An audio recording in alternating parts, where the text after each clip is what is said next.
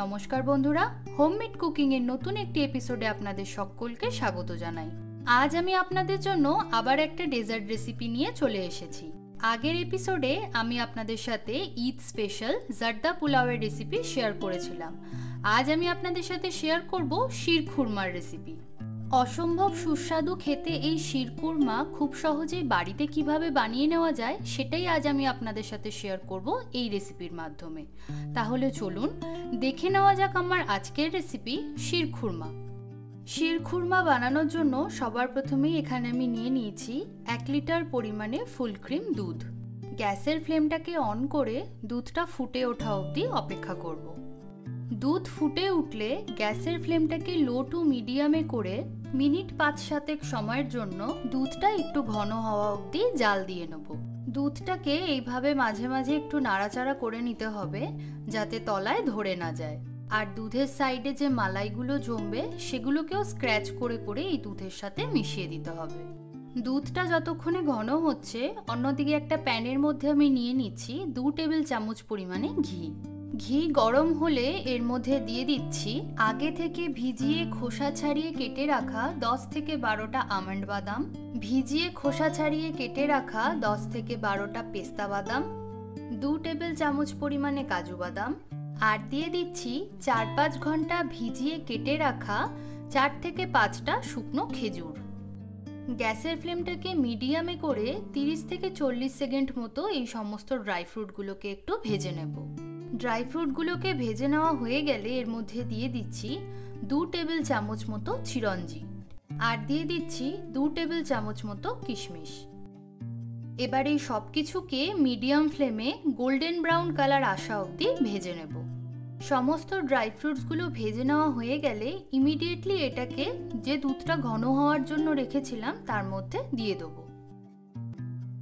একবার ভালো করে মিশিয়ে নিয়ে ড্রাই ফ্রুটসগুলোকে এই দুধের সাথে কুক হতে দেব। অন্যদিকে ওই একই প্যানের মধ্যে আমি নিয়ে নিচ্ছি আরও 2 টেবিল চামচ পরিমাণে ঘি। ঘি গরম হলে এর মধ্যে দিয়ে দিচ্ছি 1/2 কাপ পরিমাণে সিমাই। আমি এখানে এটা পাতলা সিমাইয়ের ব্যবহার করেছি। শিরখুরমা এই সিমাইটা দিয়েই তৈরি করা হয়, তবে আপনারা যদি এই পাতলা সিমাই বাজারে না পান তাহলে আপনারা নর্মাল সিমাইও ব্যবহার করতে পারেন। গ্যাসের ফ্লেমটাকে লোতে রেখে 2 থেকে 3 মিনিট সময় ধরে সিমাইগুলোকে আমি খুব ভালো করে ভেজে নেব। সিমাইগুলো যেহেতু খুবই পাতলা তাই জন্য গ্যাসের ফ্লেমটাকে হাইতে করে কখনোই সিমাইগুলোকে ফ্রাই করবেন না, এতে করে সিমাইগুলো পুড়ে যেতে পারে। সিমাইগুলো ভেজে নেওয়া হয়ে গেলে এটাকে এবার এই দুধের মধ্যে দিয়ে দিচ্ছি।